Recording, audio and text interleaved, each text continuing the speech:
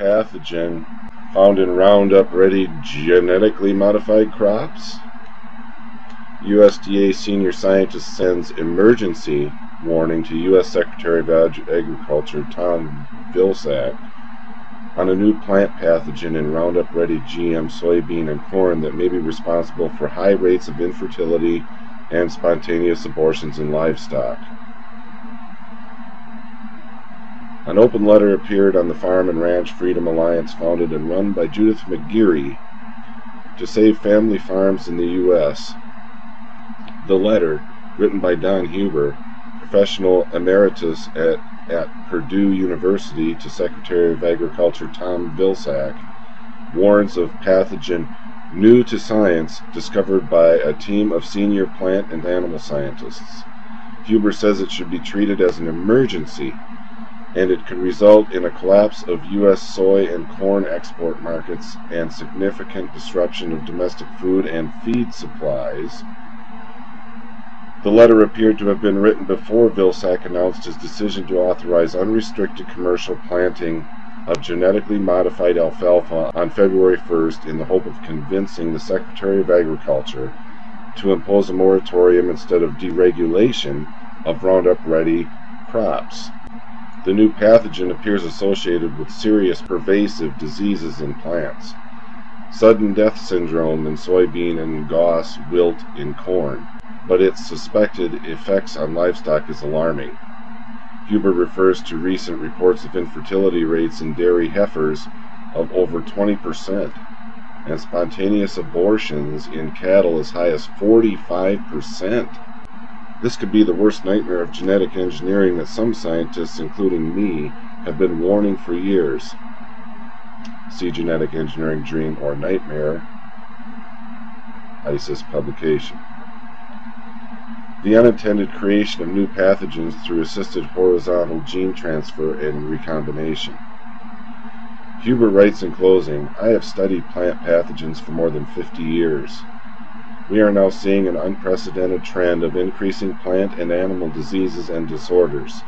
This pathogen may be instrumental to understanding and solving this problem. It deserves immediate attention with significant resources to avoid a general collapse of our critical agricultural infrastructure." And then here's the letter to Secretary Vilsack. Dear Secretary Vilsack, a team of senior plant and animal scientists have recently brought to my attention the discovery of an electron microscopic pathogen that appears to significantly impact the health of plants, animals, and probably human beings. Based on a review of the data, it is widespread, very serious, and is in much higher concentrations in Roundup-ready soybeans and corn, suggesting a link with the RR gene, Roundup-ready gene, or more likely the presence of Roundup. This organism appears new to science.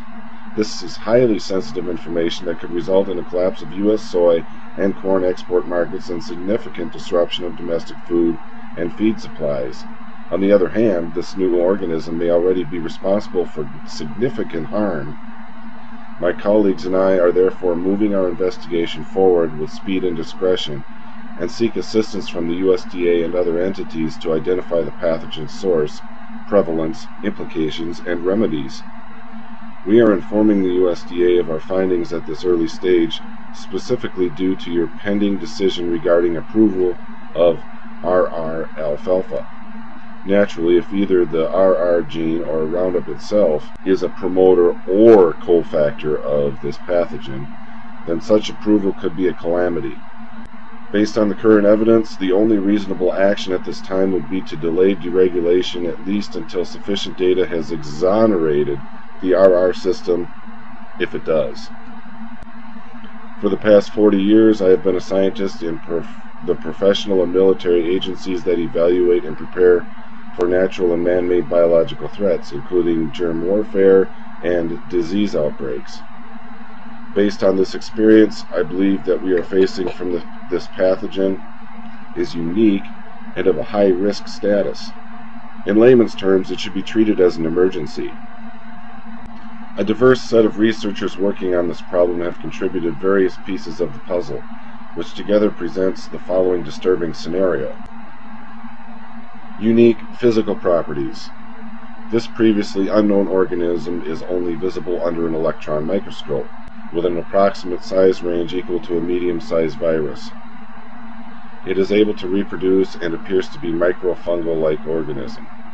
If so, it would be the first such microfungus ever identified. There is strong evidence that this infectious agent promotes diseases of both plants and animals, which is very rare. It is found in high concentrations in Roundup Ready soybean meal and corn, distiller's meal, fermentation feed products, pig stomach contents, and cattle placentas. Linked with outbreaks of plant disease. The organism is prolific in plants infected with two pervasive diseases that are driving down yields and farmer income: sudden death syndrome, or SDS, in soy, and Gauss wilt in corn. The pathogen is also found in the fungal causative agent of SDS, Fusarium solani FSP glycides, implicated in animal reproductive failure. Laboratory tests have confirmed the presence of this organism in a wide variety of livestock that have experienced spontaneous abortions and infertility. Preliminary results from ongoing research have also been able to reproduce abortions in a clinical setting. The pathogen may explain the escalating frequency of infertility and spontaneous abortions over the past few years in U.S. cattle, dairy, swine, and horse operations. These include recent reports of infertility rates in dairy heifers of over 20% and spontaneous abortions in cattle as high as 45%. For example, 450 of 1,000 pregnant heifers fed wheatlage experienced spontaneous abortions. Over the same period, another 1,000 heifers from the same herd that were raised on hay had no abortions. High concentrations of the pathogen were confirmed on the wheatlage, which likely had been under weed management using glyphosate.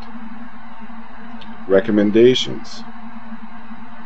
In summary, because of the high titer of this new animal pathogen in Roundup Ready crops and its association with plant and animal diseases that are reaching epidemic proportions, we request USDA's participation in a multi-agency investigation and an immediate moratorium on the deregulation of RR crops until the causal predisposing relationship with glyphosate and or RR plants can be ruled out as a threat to crop and animal production and human health.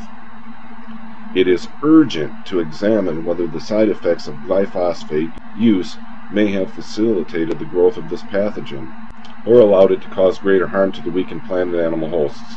It is well documented that glyphosate promotes soil pathogens and is already implicated with the increase of more than 40 plant diseases. It dismantles plant defenses by chelating vital nutrients, and it reduces the bioavailability of nutrients in feed, which in turn can cause animal disorders. To properly evaluate these factors, we request access to the relevant USDA data. I have studied plant pathogens for more than 50 years. We are now seeing an unprecedented trend of increasing plant and animal diseases and disorders. This pathogen may be instrumental to understanding and solving this problem. It deserves immediate attention with significant resources to avoid a general collapse of our critical agricultural infrastructure. Sincerely, retired Colonel Don M. Huber, Emeritus Professor, Purdue University, APS Coordinator, USDA National Plant Disease Recovery System, or NPDRS. Now I wonder, could this be related to all of the animal deaths, even a lot of the bird deaths? Makes one ponder. Yeah, I mean, a pole shift can affect the birds and stuff, but this sounds horrible. I mean, if this is true, which I have no reason to believe it isn't, we're in worse trouble than I thought. I mean, everybody around here probably knows about genetically modified crops, yada, yada, yada. But this is a hard-nosed letter here. Sounds very credible, and it's from the Institute of Science and Society, ISIS. So I mean, well, something's got to be done about this, people. We're eating contaminated everything, just about.